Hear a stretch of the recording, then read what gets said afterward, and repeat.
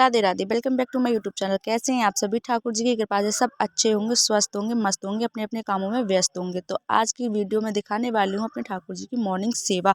सर्दियाँ स्टार्ट हो चुकी हैं तो हमने पूरी तैयारी अपने ठाकुर जी की सर्दियों वाली शुरू कर दी हैं। तो यहाँ पर सबसे पहले मैंने ठाकुर जी के बेड पर बेड शीट लगाई, क्योंकि काफ़ी टाइम से मैं उसको चेंज करने की सोच रही थी, लेकिन मुझे टाइम नहीं मिल पा रहा था। तो फाइनली आज मैंने उसको चेंज कर दिया। फिर मैं यहाँ पे लेके आई हूँ गुनगुना पानी, जिससे मैं अपने ठाकुर जी को स्नान कराऊंगी। और यहाँ पे मैंने उनकी सारी पोशाक, श्रृंगार वगैरह सब कुछ निकाल के पहले से ही रख लिया है, ताकि मैं अपने ठाकुर जी को सर्दी में थोड़ी देर के लिए भी नंगा या मतलब ऐसे ना छोड़ सकूं, जिससे हमारे ठाकुर जी को सर्दी लगे। यहाँ पे मैंने दीपक भी तैयार कर लिया था, और दीपक में मैंने रखा है गाय का घी, क्योंकि सर्दी का टाइम है, घी थोड़ा जम जाता है। और यहाँ पे मैंने रख लिया एक मिट्टी के बर्तन में आग, और इसलिए मैंने आग यहाँ पे रखी, क्योंकि जब मैं अपने ठाकुर जी को स्नान कराऊंगी उनके पास रखूंगी, जिससे उनको थोड़ी सी भड़क यानी कि सेक मिलती रहे।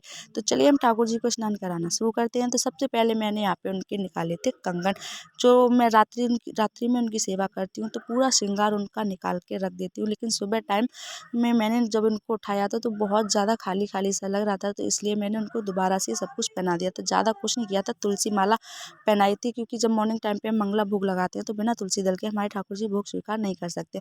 तो अब बारी आती है हमारे ठाकुर जी के बर्तन तैयार करने की। तो यहाँ पे मैंने एक बर्तन लिया, जिसमें स्वास्तिक बनाकर ठाकुर जी को स्नान कराया।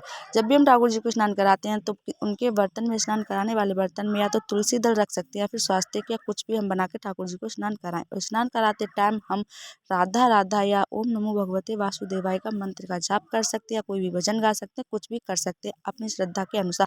तो सबसे फिर यहाँ पे स्नान कराने के बाद में फिर मैं यहाँ पे अपने ठाकुर जी की कर रही हूँ मालिश, क्योंकि अभी मेरे पास जो सर्दी वाला इत्र होता है वो मैं अभी लेकर नहीं आ पाई हूँ, क्योंकि अभी ठाकुर जी की सर्दी वाली शॉपिंग नहीं हो पाई है। तो यहाँ पे मैं घी के साथ ही उनकी मालिश कर रही हूँ, क्योंकि मालिश करना बहुत ज़्यादा ज़रूरी होता है, कि वो सर्दी भी है।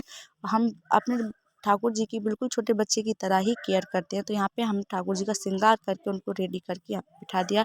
तो आप लोग देख सकते हैं कितने ज़्यादा प्यारे लग रहे हैं मेरे प्यारे से माधव। तो चलिए अब हम अपने शिव जी को भी स्नान करा लेते हैं। तो यहाँ पे मैं अपने भोलेनाथ को भी स्नान करा चुकी हूँ। अब हम उनका करेंगे चंदन टीका। जब भी हम भोलेनाथ को स्नान कराते हैं तो उनको हम गंगा जल या सादा जल से ही स्नान कराएं, हम गुनगुने जल से उनको स्नान नहीं करा सकते हैं।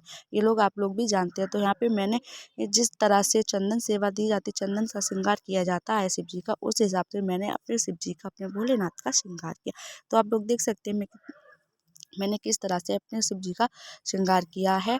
और फिर उसके बाद में मैंने किया था यहाँ भोग समर्पित। जब भी हम हमारी पूजा होती है, कुछ छोटी हो या बड़ी हो, हम भोग का तो विशेष रूप से ध्यान रखते हैं। खाने पीने का जैसे हम खुद का रखते हैं, वैसे भगवान जी का भी रखना होता है। फिर यहाँ पे हमने की है आरती। मैं माधव की आरती पहले कर चुकी थी, फिर अब मैं यहाँ पे कर रही हूँ शिव जी की आरती। जो भी आप शिव जी की आरती जानते हैं आप वो बोल सकते हैं, या फिर ओम नमः शिवाय का भी जाप कर सकते हैं। तो ये हमारे प्यारे से माधव और भगवान जी के श्रृंगार दर्शन मिलेंगे नेक्स्ट वीडियो में। राधे राधे।